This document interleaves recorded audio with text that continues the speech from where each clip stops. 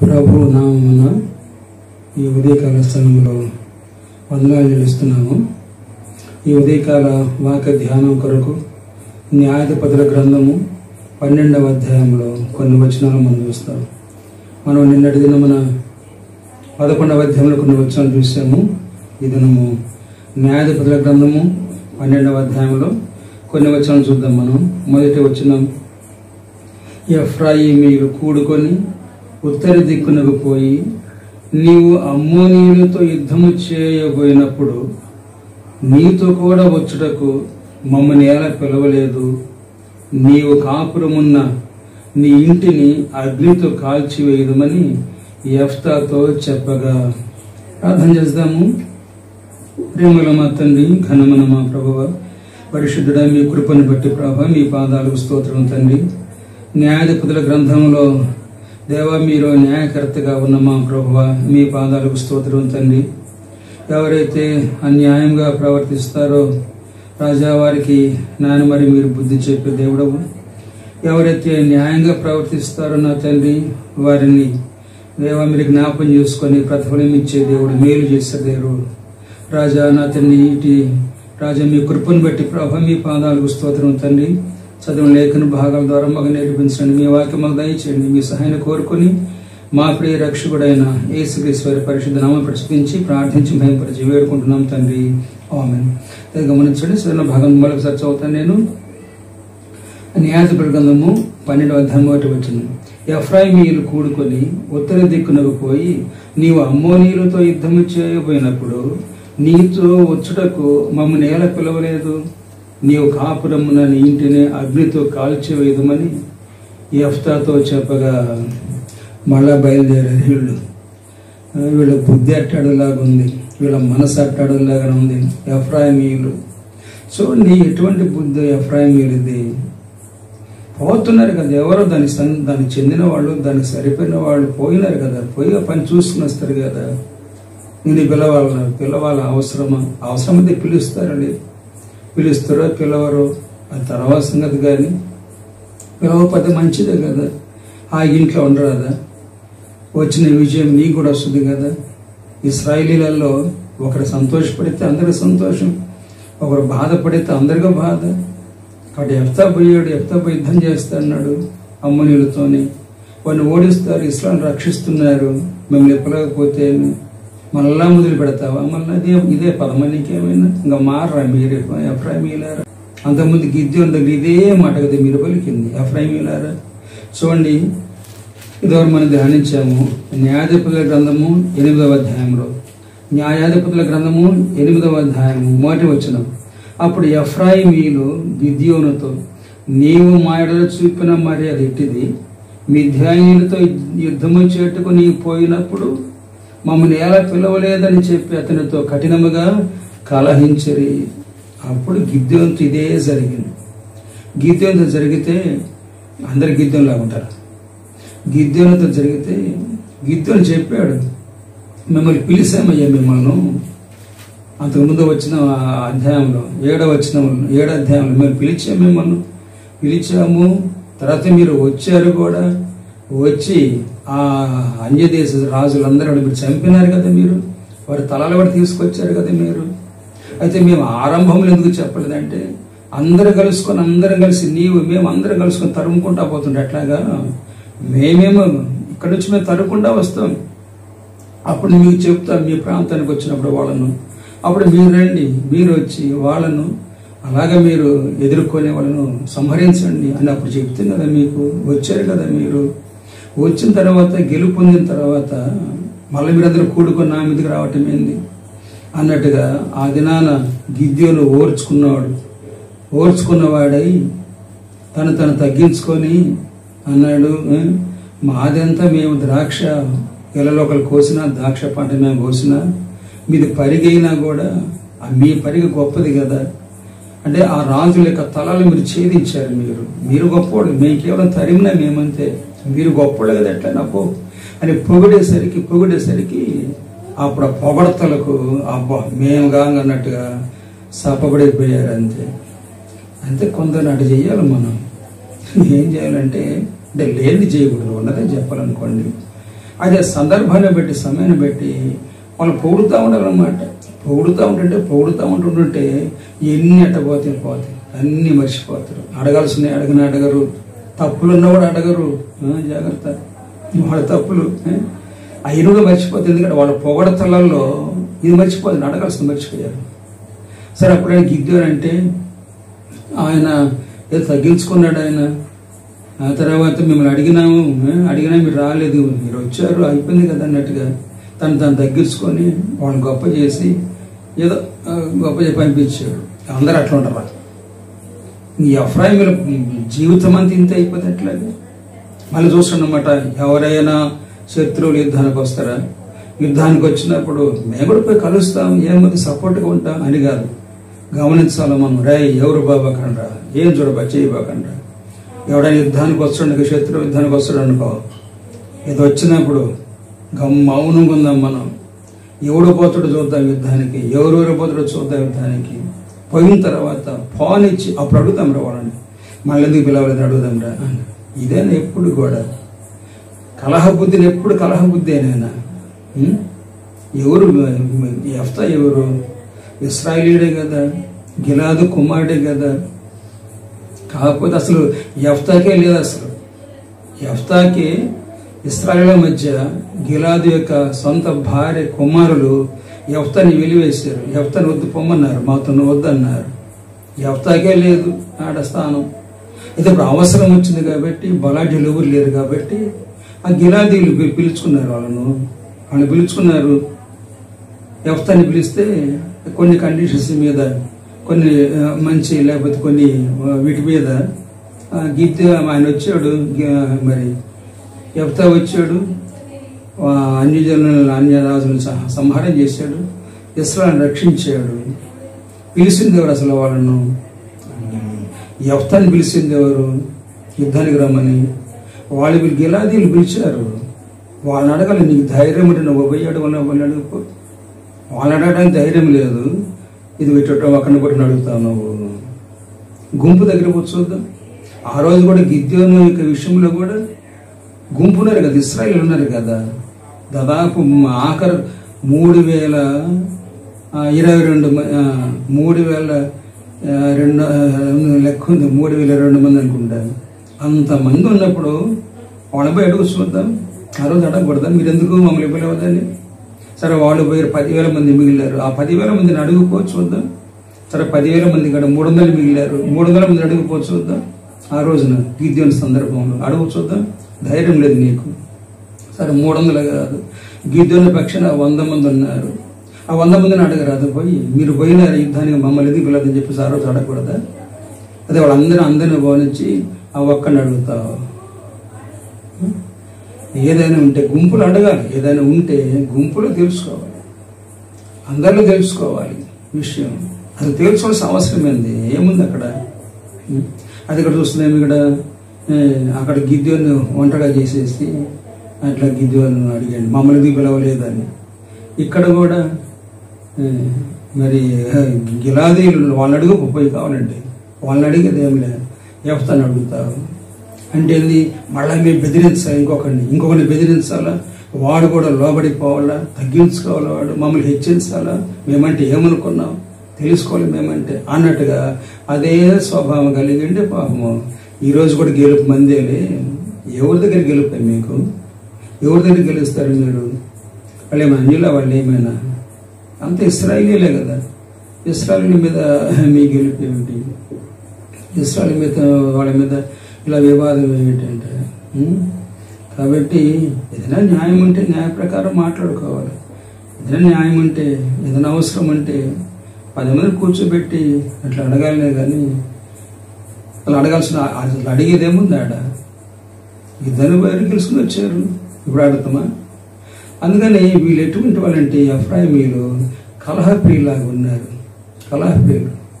చూడండి, ఇక్కడ మనం ఒక మాట చూస్తాం. మార్క్స్ వార్త 3వ అధ్యాయంలో ప్రభువైన యేసుక్రీస్తు వారు ఇలాగంటారు. మార్క్స్ వార్త 3వ అధ్యాయంలో యేసు ప్రభుని ఇలాగన్నారు, నువ్వు దయ్యం పట్టిన వాడు అంటే.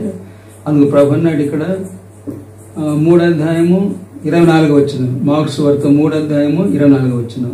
ఒక రాజ్యము తనకు తానే విరోధముగా వేరుపడిన ఎడల ఆ రాజ్యము నిలవనేరదు. ఒక ఇల్లు తనకు తానే విరోధముగా వేరుపడిన ఎడల ఆ ఇల్లు నిలవనేరదు. అంటే ఒక రాజ్యం కానీ ఇల్లు కానీ తనకు తానే విరోధంగా ఉండేట్లాగా, తనకు తానే విరోధంగా మంచితనం మీద, మంచి మాట మీద ఏదైనా ఉండాలి. అటు కాకుండా విరోధంగా ఉంటే, వివాదం ఏర్పాటు చేసుకుంటే, కలహాలు ఏర్పాటు చేసుకుంటే అది ఎట్లా నిలుస్తుంది? అది అంత ఇశ్రాయేలీలే కదా. కాబట్టి ఈ ఎఫ్రాయిమీలు ఎటువంటి వాళ్ళు అంటే వాళ్ళు కలహప్రియులాగా ఉంది, కలహప్రియులు. అందుకని ఇక్కడ మరి ప్రభు వాడు అంటాడు, ఉపవాసాన్ని గురించి ప్రభు అంటాడు 58వ అధ్యాయం, యెషయా గ్రంథము 58వ అధ్యాయము 58వ అధ్యాయంలో నేను చదువుతున్నాను 3వ వచనం నుండి. మేము ఉపవాసం ఉండగా నీవెందుకు చూడవు, మేము మా ప్రాణములను ఆయాసపరుచుకునగా నీవెందుకు లక్ష్య పెట్టవు అని అందరు.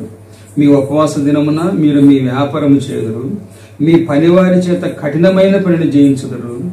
మీరు కలహపడచ్చు, వివాదము చేయొచ్చు, అన్యాయముగా గుద్దులాడుచు ఉపవాసం ఉందరు. అందుకని ఉపవాస కొడుకు తీసిపడేసాడు దేవుడు. ఏం ఉపవాసాలు? మీ ఉపవాసాలు ఇదేనా ఉపవాసాలు? ఏం చేస్తారంట? మీ పనివారి ఉపవాస దినమున మీ వ్యాపారం చేస్తారు, మీ పనివారి చేత కఠినమైన పని చేయిస్తారు. అంతేనా? మీరు కలహపడచ్చు, వివాదము చేయొచ్చు, అన్యాయముగా గుద్దులాడచ్చు. మొట్టమొదటి కలహం ఏర్పడుద్ది. ఎప్పుడైతే కలహం ఏర్పడబుద్దో, కలహం ఏర్పడితే దానికి ఏం తీర్మానం లేవు, దానికి తీర్పు లేవా, న్యాయం లేదా? న్యాయ గ్రంథం, న్యాయాధిపతుల గ్రంథము మన చేతిలో ఉంది, న్యాయాధిపతుల గ్రంథం ఉంది. అంటే న్యాయము, దేవుడు న్యాయవంతుడు. కలహాలు ఉన్నప్పుడు న్యాయం చేయాలి, న్యాయం చెప్పలేరా, న్యాయం తీర్చలేరా?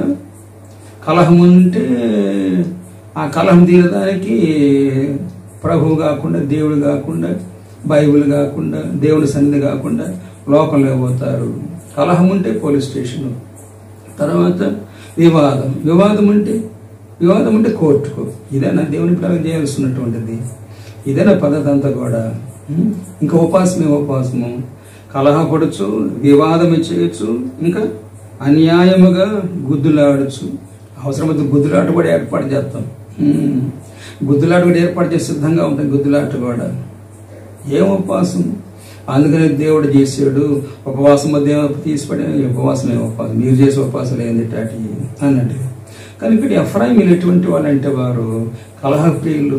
సరే అనుకున్నారు, సంసోను అనుకున్నాడు కదా, ఈసారి నేను విడజిమ్ముకుంటాను అన్నాడు. నేను విడజిమ్ముకుంటాను, ఎప్పట్లాగా నేను విడజిమ్ముకుంటాను అనుకున్నాడు సంసోను. అయిపోయింది, సంసోను పని అయిపోయింది. ఇక్కడ కూడా వీళ్ళు అనుకున్నారు. ఈ న్యాయాధిపతుల గ్రంథంలో 12వ అధ్యాయంలో ఎఫ్రాయిం అనుకున్నారు గిద్యోని బెదరగొట్టినట్టుగానే వీళ్ళని బెదరగొడదాం అనుకున్నారు. ఏమన్నా ఓ చోట సరిపోద్ది. ఆ గిద్యోని నెమ్మదస్తుడు కాబట్టి, కలహప్రియుడు కాదు కనుక వివాదమైన లోకంలోకి పోయి అక్కడ తీర్చుకునేవాడు కాదు, దేవుని వదిలిపెట్టేవాడు గిద్యోను. అందుకని ఏదో తగ్గించుకొని తను జాగ్రత్తగా ఓర్పుతో బయటకు వచ్చేసాడు గిద్యోను. అందరూ అట్లాగే ఉంటారా? చూడండి ఏం జరిగిందో. 12వ అధ్యాయం, న్యాయాధిపతుల గ్రంథము 12వ అధ్యాయము మళ్ళీ చదువుతున్నాం. మాట వచ్చమండి. ఎఫ్రాయిమీలు కూడుకొని ఉత్తర దిక్కున పోయి నీవు అమ్మోనీయులతో యుద్ధము చేయబోయినప్పుడు నీతో వచ్చుటకు మమ్మల్ని ఎలా పిలవలేదు? నీవు కాపురమున్న ఇంటిని అగ్నితో కాల్చివేయుదమని యెఫ్తాతో అనగా చెప్పగా. ఏం కాల్చేస్తారంటే వీళ్ళు?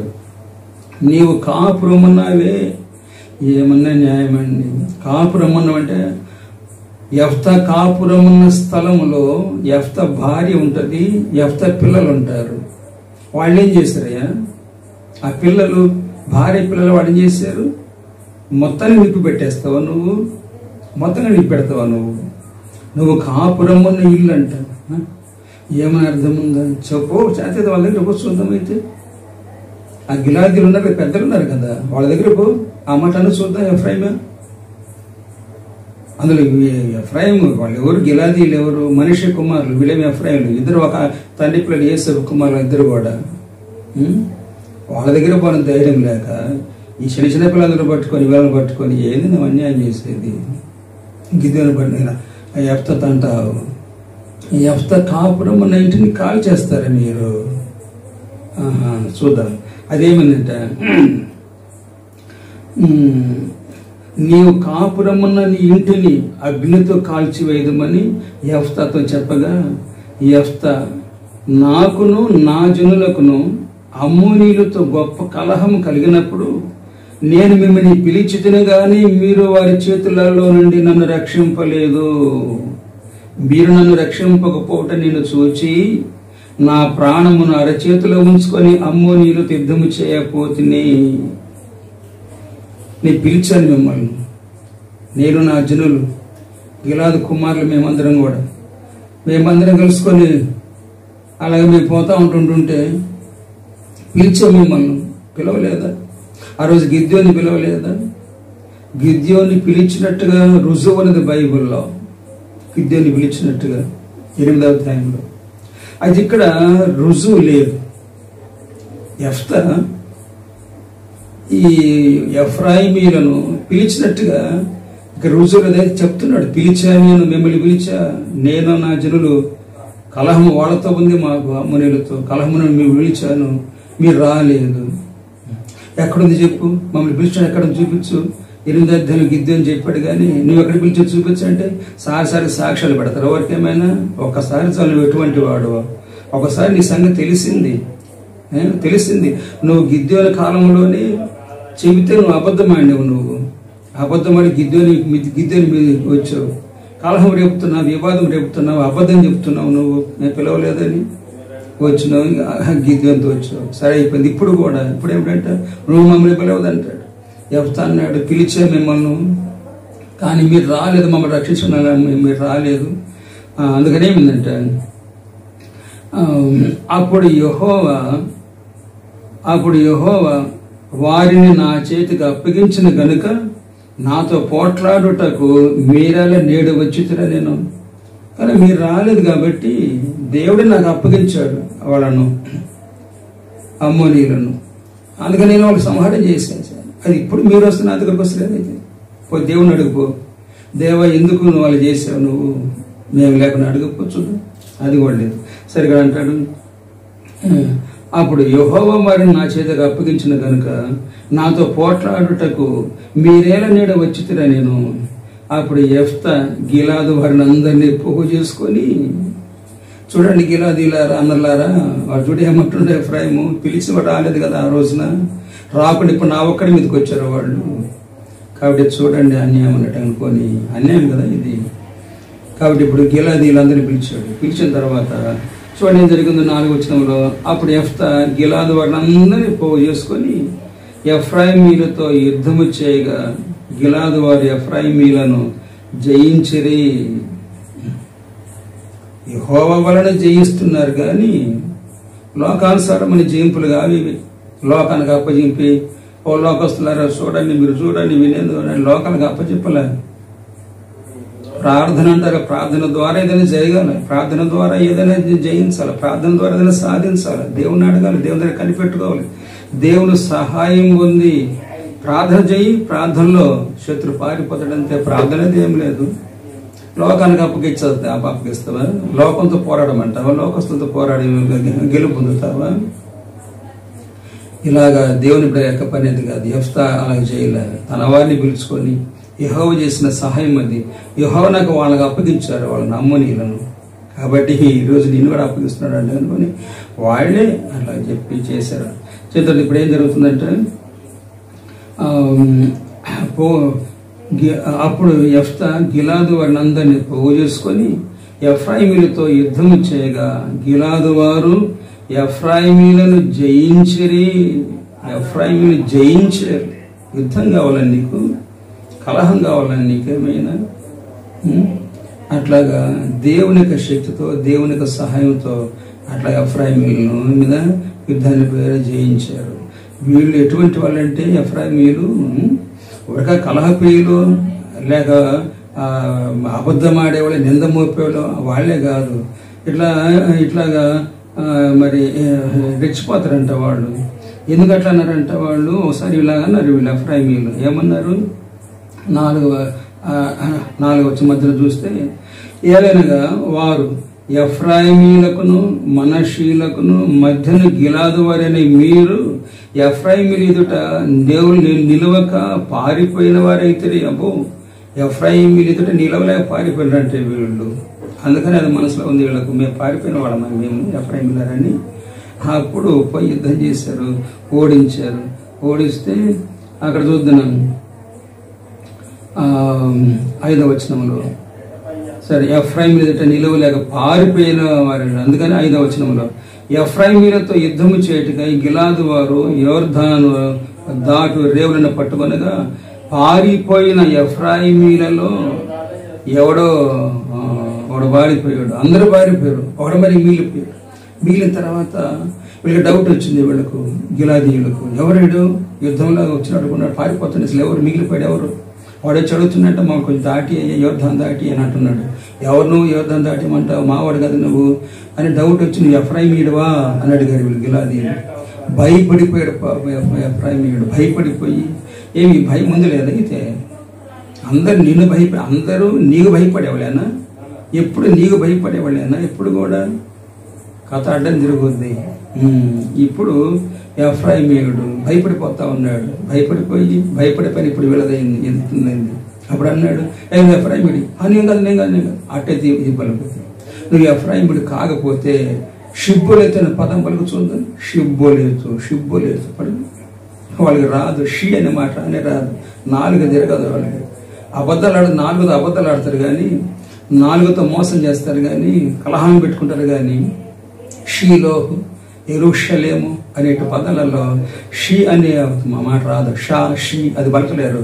అస్సా సి ఐబలముత్ర అట పలుకుతారు. వాళ్ళు అన్నారు, గిలాదీలు అన్నారు, నువ్వు ఎఫ్రాయిమీడు కాకపోతే షిబ్బోలేతు పలుకు అన్నారు.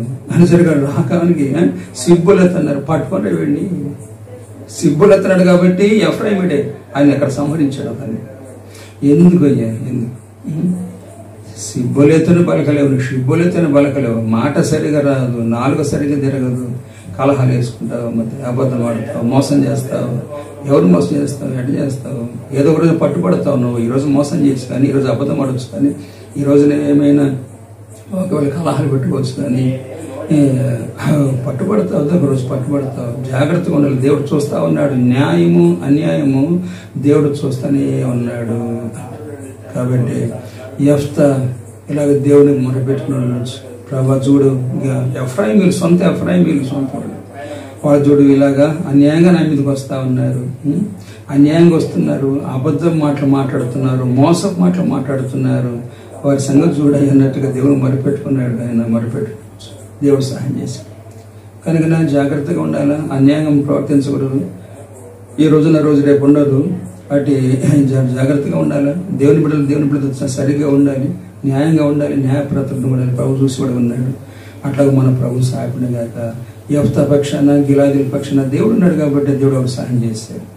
ప్రార్థన చేస్తాను. ప్రేమల మధ్యనే మీ పాదాలకు స్తోత్రం రాజా, మీ కృపను బట్టి స్తోత్రం తండ్రి. ఎవరైతే అన్యాయంగా రాజా నాయన నా తండ్రి మీరు బాధ అనిపిస్తున్నారో నా తండ్రి, వారి పక్షాన ఉండే దేవుడు, వారికి విజయం ఇచ్చే దేవుడు. ఎవరైతే అన్యాయం చేస్తున్నారో తగిన సమయంలో వారికి రాజా మరి బుద్ధి తీసుకొచ్చే దేవుడు. కృపజోపు నడుపుకుంటూ రాజా మరి యెఫ్తావులే ఇటువంటి క్లిష్ట పరిస్థితులలో, ఇబ్బందికరమైన పరిస్థితులలో శత్రు రాజా నాయన మా తండ్రి ఇలాగ కలహంతోనూ అబద్ధంతోనూ అన్యాయంతో మీదకి వస్తున్నప్పుడు మీకు మొరపెట్టినప్పుడు సహాయపడే మా ప్రభు. అలా కృపజోపు బిడ్డలందరూ మీ చేతులు అప్పచెప్పుకొని కాపాడు అనుకుంటూ మీ సహాయం కోరుకొని మా ప్రియ రక్షకుడైన యేసుక్రీస్తు వారి పరిశుద్ధ నామమును ప్రసిద్ధించి ప్రార్థించి మహిమపరిచి వేడుకుంటున్నాం తండ్రి.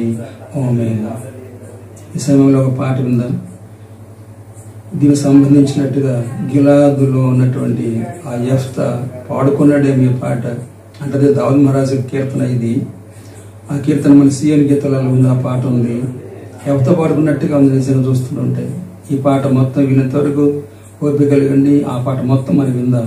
సీఎన్ గీతంలో నుండి పాట సంఖ్య 73లో ఈ పాట పాడదాము. ఇది సొంత మాటలతో రాసింది కాదు కానీ కీర్తన గ్రంథంలో 109వ కీర్తన 109వ కీర్తనలో రాజైన దావీదు దేవుని చేసిన మొర అయినది. యెఫ్తాకి ఎలాగైతే ఎఫ్రాయిమీల ద్వారా వాళ్ళ వలన ఎంత ఇబ్బంది పడినాడు, ఎంత బాధ అనిపించాడు, అట్లా మనలో కూడా యెఫ్తా వలన దావీదు వలన కూడా ఇటువంటి వారి ద్వారా మనం కొంత బాధలు అనిపించుండొచ్చు. అది దేవుడు మన పక్షాన ఉన్నాడు, ప్రభు మనకు సాయం చేస్తాడు. ఈ పాట పాడదాము. 73వ పాట 73 యెహోవా నా స్తుతికి ఆధారుడా మౌనముగా ఉండకమని పాడదాం.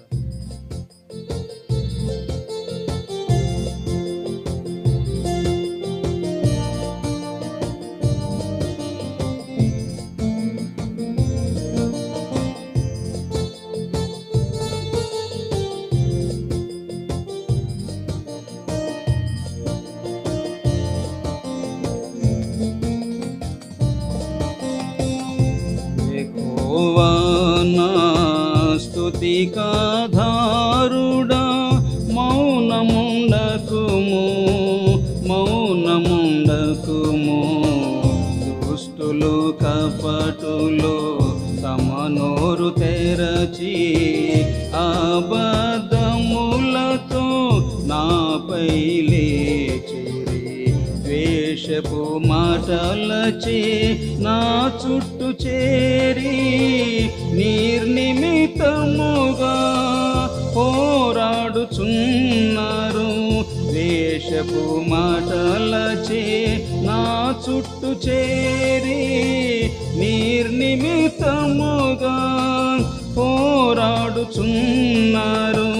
ప్రేమకు ప్రతిగా పగబూనిరి నాపై మానక నేను ప్రార్థించుచున్నాను.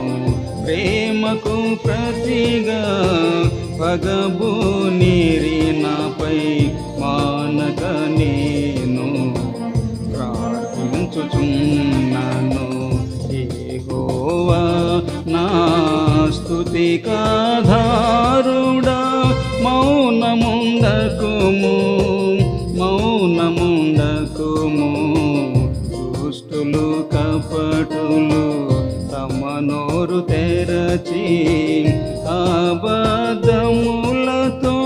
నాపై లేచిరి. అపవాది వాని కుడి ప్రక్కనుండునుగాక, వాని ప్రార్థన పాపమగునుగాక. అపవాది వాని కుడి ప్రక్కనుండునుగాక, వాని ప్రార్థన పాపమగునుగాక. వాని దినములు కొద్దివగునుగాక, ఆస్తి అంతయు దోచుకొనబడునుగాక. వాని దినములు కొద్దివగునుగాక, ఆస్తి అంతయు దోచుకొనబడునుగాక. యెహోవా నా స్తుతికాధారుడా మౌనముండకుము, మౌనముండకుము. దుష్టులు కపటులు తమ నోరు తెరచి అబద్ధములతో నాపై లేచిరి. విధవయై వాని భార్య దిగులుందునుగాక,